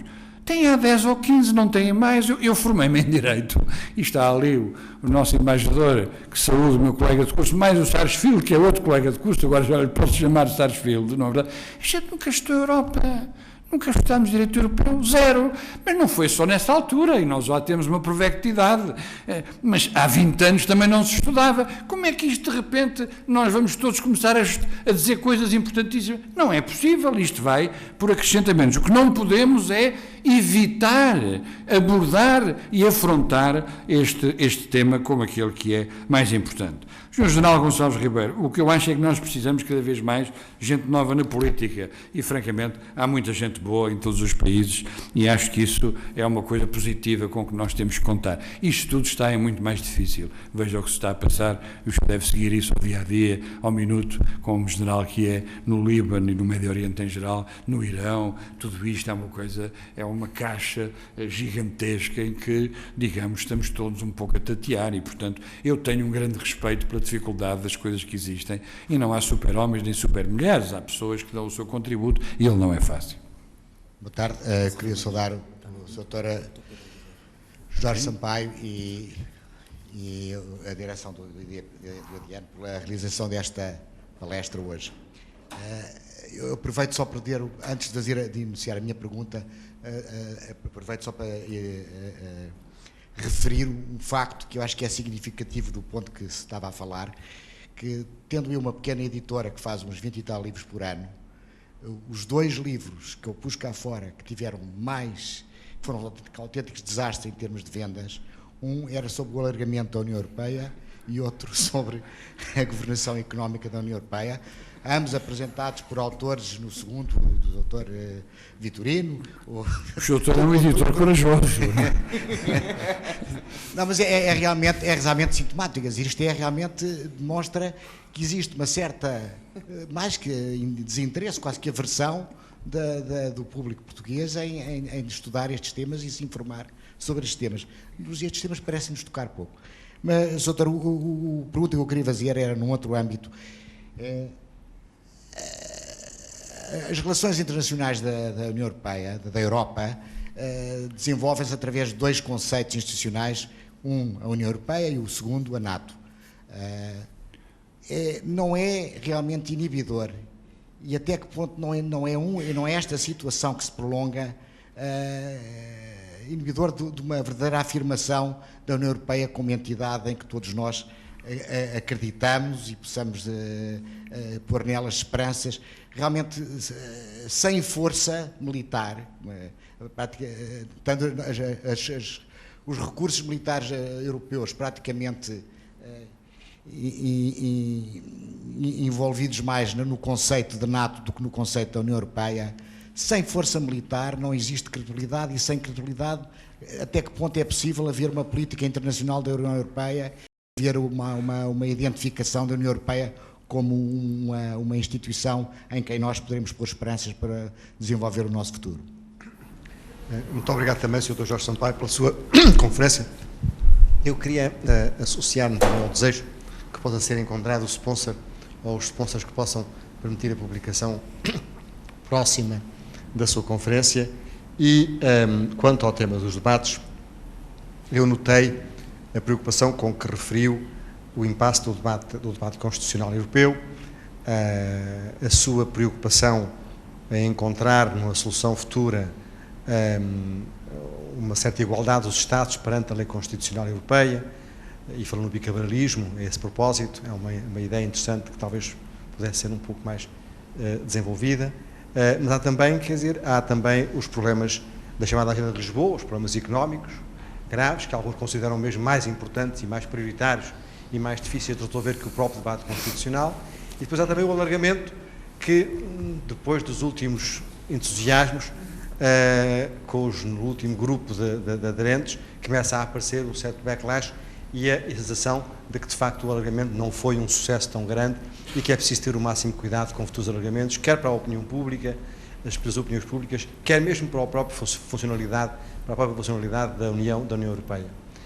Com o fundo global ainda, não é o pano de fundo da globalização, eu perguntava ao Dr. Jorge Sampaio como é que, de facto, reordena as suas prioridades em relação, ao debate constitucional, à plataforma a encontrar entre uma Europa, economicamente desenvolvida e com um papel no mundo, e a globalização, e depois os limites do alargamento. Muito obrigado. Em relação ao Dr. Pedro Avilés, pessoalmente penso há muito tempo que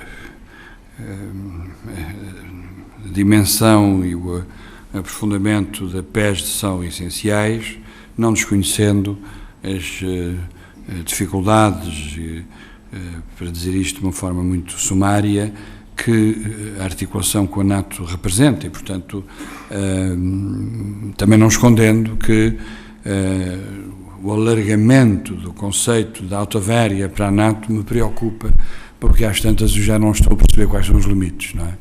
Mas, em qualquer caso, acho que temos que ter o debate que as opiniões públicas europeias não suportarão, é se porventura passar para a cabeça de alguém que temos que ter uma força na defesa semelhante, ou em termos proporcionais semelhante àquela que tem os Estados Unidos. Isso é completamente impossível, não tem sentido, as opiniões públicas não estarão nessa, e por consequência o que teremos que adestrar é um conjunto de mecanismos comuns em termos de estratégia militar, em termos de equipamentos, em termos de agência de armamento, em termos de planeamento.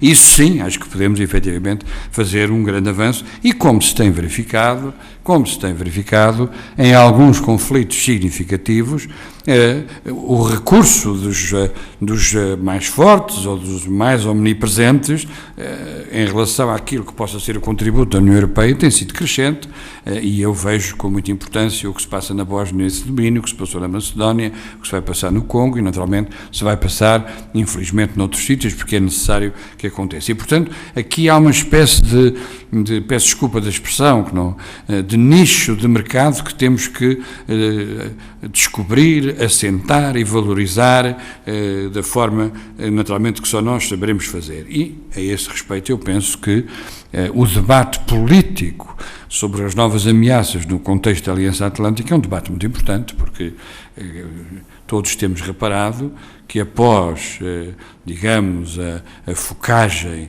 no Afeganistão, o Afeganistão passou a segundo plano, mas a situação no Afeganistão piorou, quer dizer, e nós temos pessoas no Afeganistão, e portanto isto não é uma questão muito simples.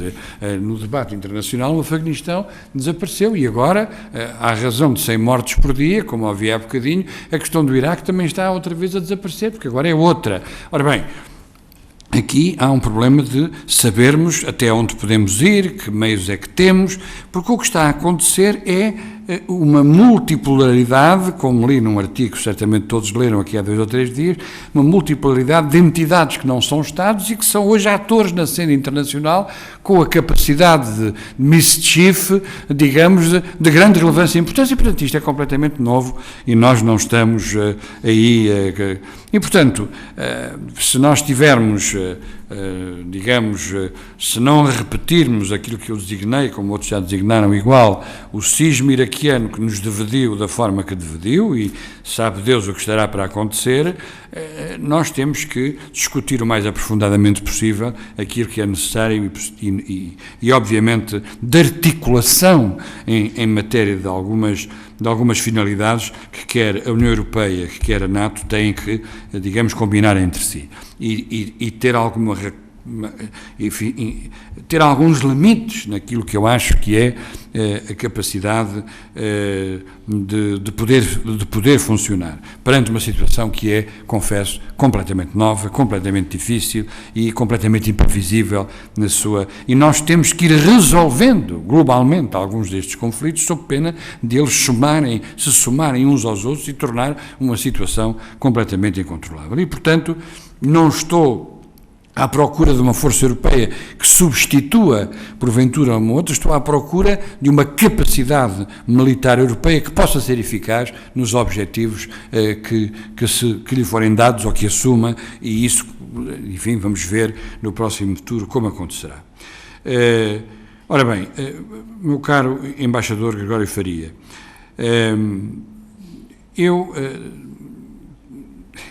eu ia dizer que os colegas de curso às vezes são amigos, mas fazem perguntas terríveis. São sempre amigos, mas fazem perguntas terríveis. Portanto, o que eu digo sobre isto eu acho que não se pode dividir. Quer dizer, nós não podemos produzir resultados sem, ao mesmo tempo, tentarmos resolver algumas questões institucionais. O que não podemos é pensar que todo o mundo se consome em questões institucionais sem cuidarmos nada das questões económicas que são centrais e que cada vez o serão mais, na medida em que há toda uma revisão no bom sentido do termo, como a minha exposição claramente o indicou, daquilo que são os modelos sociais predominantes, as experiências diversificadas e, obviamente, o crescimento do emprego, o crescimento e o desenvolvimento em geral de que a Europa necessita. Mas, simplesmente, nós não afastaremos a questão institucional. Ela está a pesar de uma forma muito forte no diagnóstico da nossa incapacidade. Acho eu. Há um custo do não tratado, seja aquele ou possa ser outro remendado, não me pronuncio agora sobre isso, o que disse no texto é o máximo que eu sou capaz de dizer neste momento, e, portanto, há um custo do não tratado, e esse custo tem muita importância, porque tem importância, se quiserem, na questão dos votos maioritários, tem importância em variadíssimas questões, e, portanto, o alargamento veio-nos confrontar com tudo isto. Eu hoje acho que, digamos, e este é o ponto, porque nós temos que responder à globalização, temos que a saber gerir na parte que nos compete. não sou pelo proteccionismo. Temos que ter uma Europa economicamente forte, com instituições capazes de responder e com accountability que hoje não existe, porque nós temos governos e ministros de Economia que têm uma accountability nacional, mas temos instituições europeias que não têm accountability europeia nem nacional nesse domínio. Quer dizer, portanto, há aqui, digamos, coisas que se foram desenvolvendo e que precisam manifestamente de rearranjos. Mas, em todo caso, se nós não soubermos responder às expectativas que a insegurança no emprego e a insegurança em certos polos de imigração está a causar em populações estrangeiras, não há tratado que passe, porque tudo aquilo que é contra a Europa se manifestará de uma forma mais ou menos primária. E, portanto, as duas coisas estão ligadas. Do ponto de vista final, eu não posso acreditar, não acredito, não vejo solução, que perante, digamos, aquilo que significa as vantagens e as desvantagens da globalização, que o espaço europeu não seja um agente privilegiado da gestão da globalização na parte que nos compete. Agora, tem que ter outra vitalidade, outra vitalização. E, portanto, está tolhido no debate institucional. A agenda de Lisboa é essencial, com certeza, mas, como se tem visto em matéria de mercado interno, cada Estado está a responder aos desafios internos de formas diferentes, são os diversos tipos de proteccionismo e, portanto, o mercado interno tem dificuldades evidentes e é por isso que eu disse que tem que se formular um novo tipo de interesse nacional, que é típico para Portugal. Eu preciso de empresas à escala europeia ou deixo de ter empresas portuguesas. Isto é novo e está-se a pôr em cima da mesa e, portanto, para mim esta resposta não é manifestamente uma resposta fácil. E, por consequência, eu tenho que ligar questões institucionais com aquilo que me parece ser o desenvolvimento das nossas economias e um alargamento forte em matéria de coordenação das nossas políticas económicas. Finalmente, alargamento. Meu caro embaixador,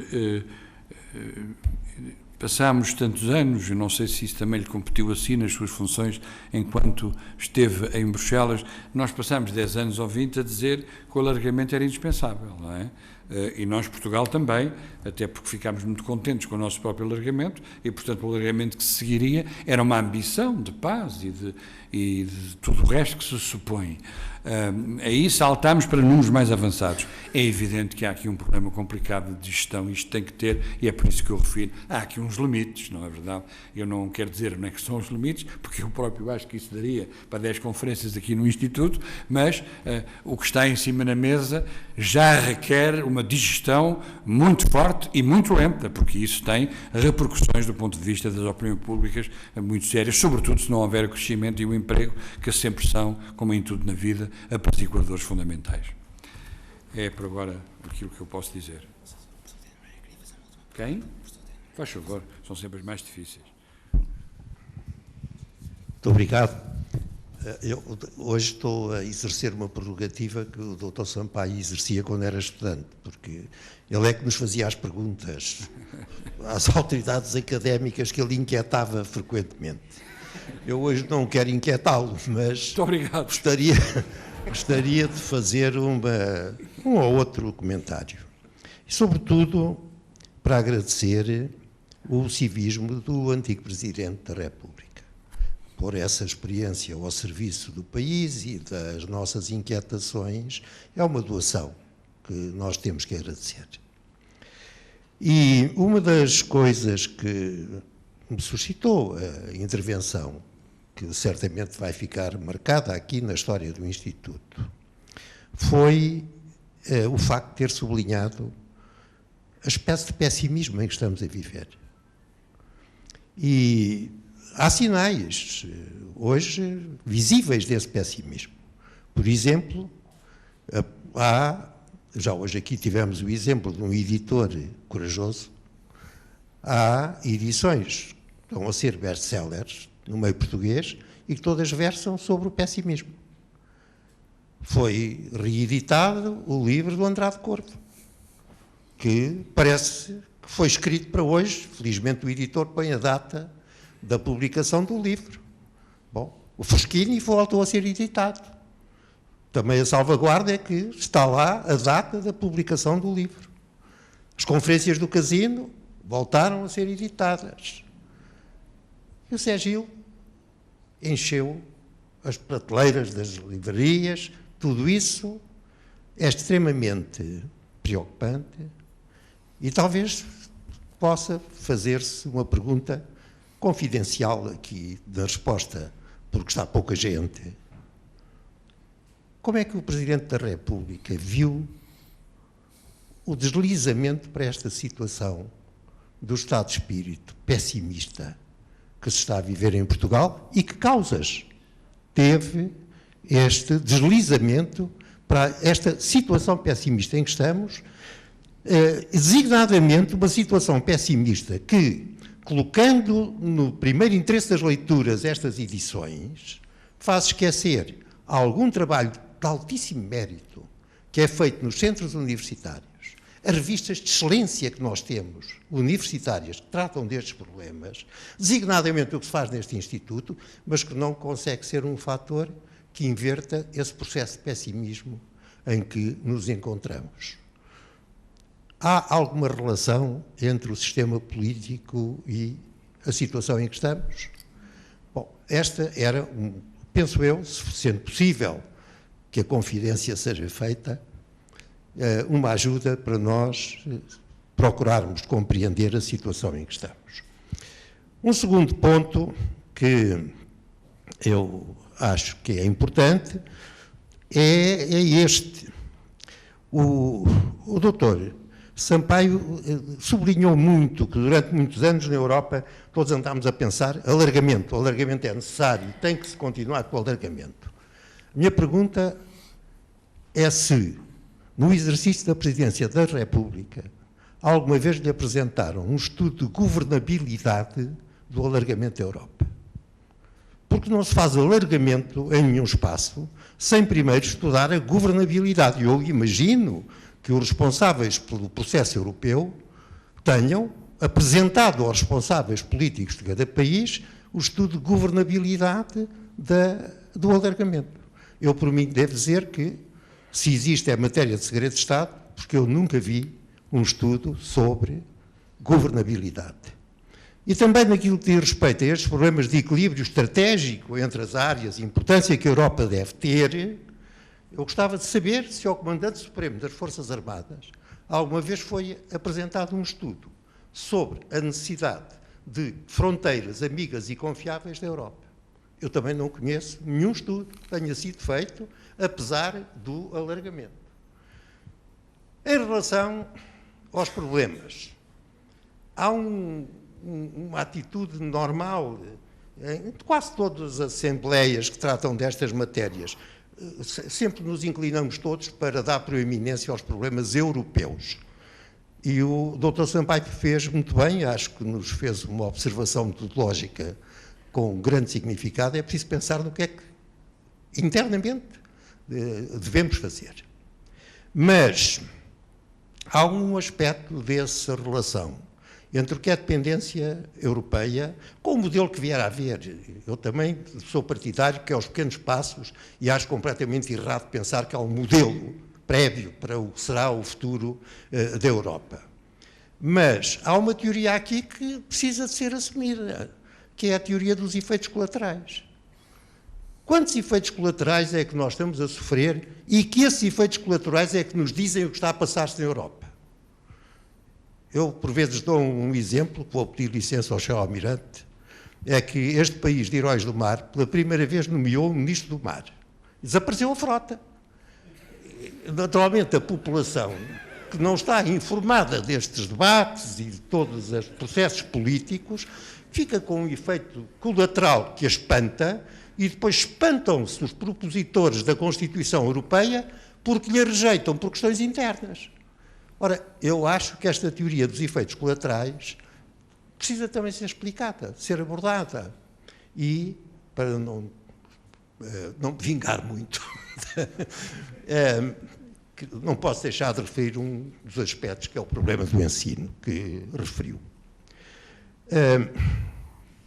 Nós temos que acompanhar o movimento europeu, não há ninguém que tenha dúvidas sobre isso. Em Portugal, Mas quem é que está a discutir o problema de a relação entre a Declaração de Lisboa e a Declaração de Bolonha só ser execuível como uma política de Estado unitário? Quando digo unitário, no sentido mais amplo.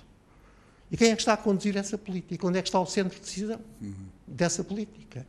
E por isso mesmo é inquietante nós imaginarmos que isso vai necessariamente implicar um ranking das instituições europeias. Temos algum estudo para saber onde é que vamos posicionar-nos nesse ranking? Não está ninguém inquieto a esse respeito? Não poderá acontecer outra questão como foi a da frota? Eu julgo que há pessoas que andam preocupadas, mas o que eu não sei é se os centros universitários, eles próprios, têm voz para ser ouvida. Porque há o tal problema de os centros estarem a ser ignorados. Bom, e por isso mesmo, apreciei muito, e espero que seja ouvida, a advertência que fez, que neste domínio os encargos e as responsabilidades não se devem medir com critérios de gestão económica. Eu julgo que estamos numa questão de despesas de soberania.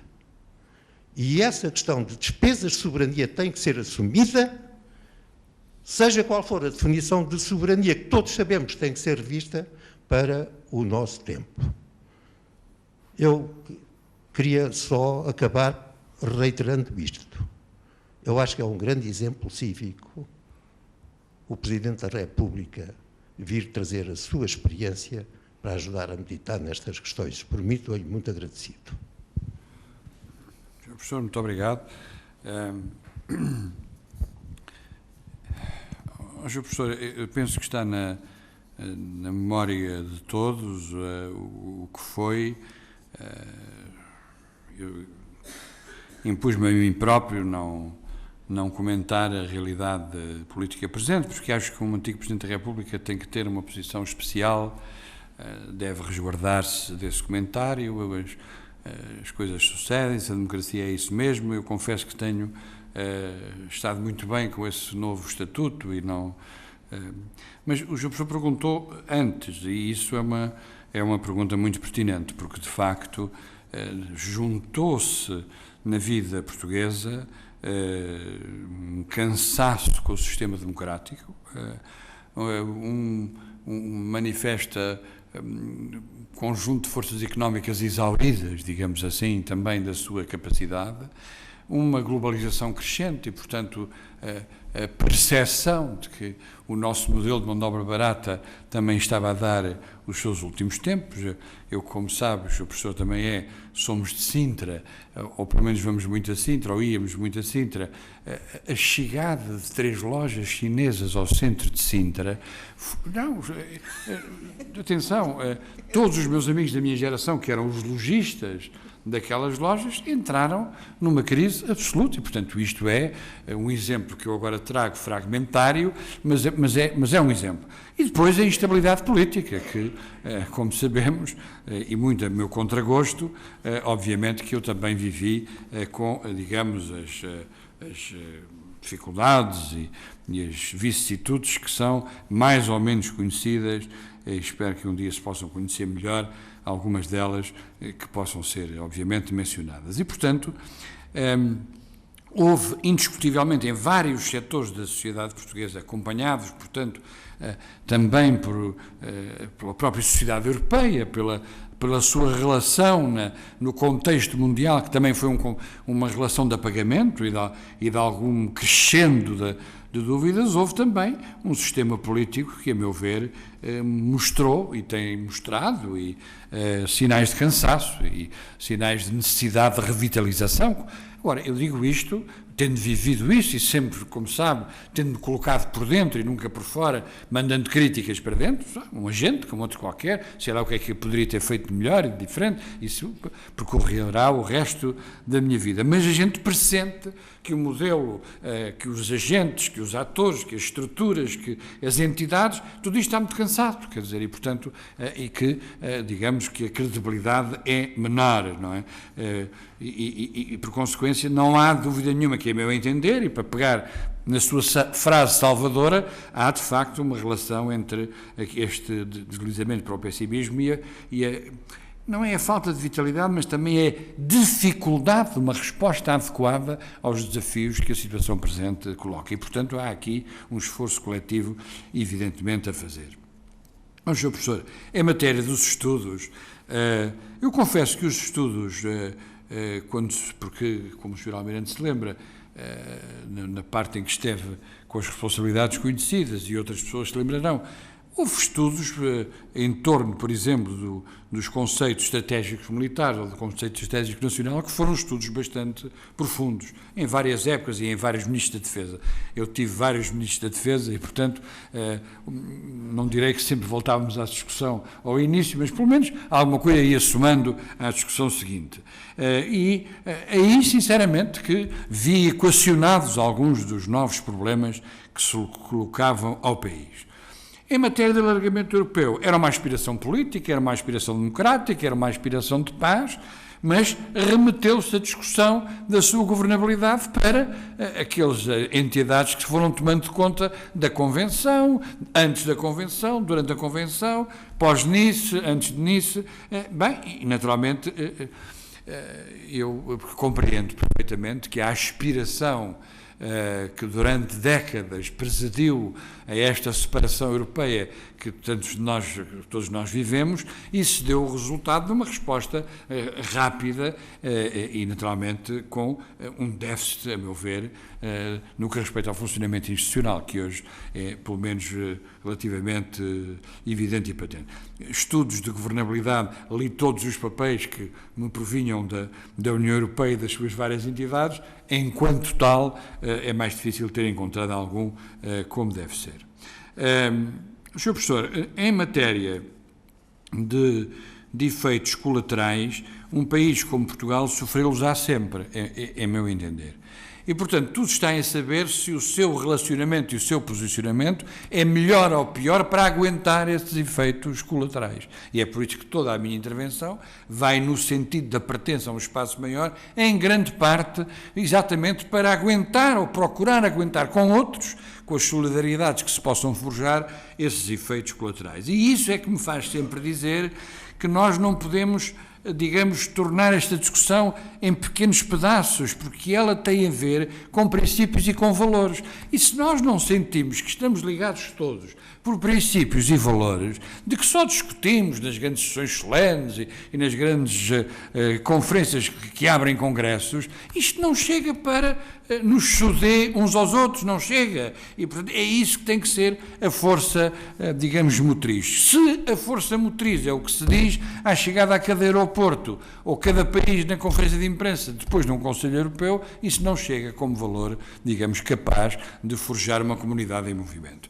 E eu é que acho que nós temos que contar com a resposta dos cidadãos e, portanto, fazer com que os cidadãos percebam que nos ajudem a todos que têm responsabilidades a caminhar nesse sentido. E é por isso que eu acho que Portugal que tem que estar na linha da frente, que tem que estar não esquecido, que tem que estar na linha da frente da participação militar nas operações que têm o beneplácito das várias entidades que as podem desencadear. Tudo isto são esforços acrescidos para precisamente darmos corpo a argumentar alguns dos efeitos colaterais. Eu não ouso questionar, digamos, porque a pergunta é muito pertinente, quer dizer, sobre a questão de Bolonha, onde está o centro de decisão? O Sr. Professor, quando se levantou, disse, vêm aí perguntas terríveis e difíceis e interessantes, esta confesso que é uma grande pergunta e, portanto, eu resumo sempre este trabalho de paciência.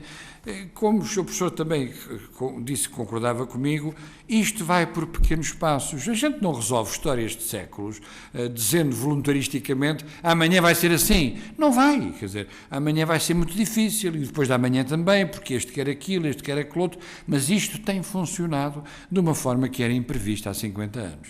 E eu acho que isso é o grande aqui deste processo todo e, portanto, acho que aí devemos recolher energias para podermos avançar. A minha dose de otimismo é esta, quer dizer, é porque eu já vivi tempos piores e, portanto, como eu acho que os tempos de agora são exigentes, tenho esperança que a gente possa ir melhorando isto um bocado. É verdade que o que estamos a viver hoje, ontem e anteontem não é muito bom, mas vamos ver o que é que nos dá. Sr. Professor, eu agora, com medo de exaustão, peço-lhe a bandeira branca. Não é? E resta-me agradecer então ao Dr. Jorge Sampaio.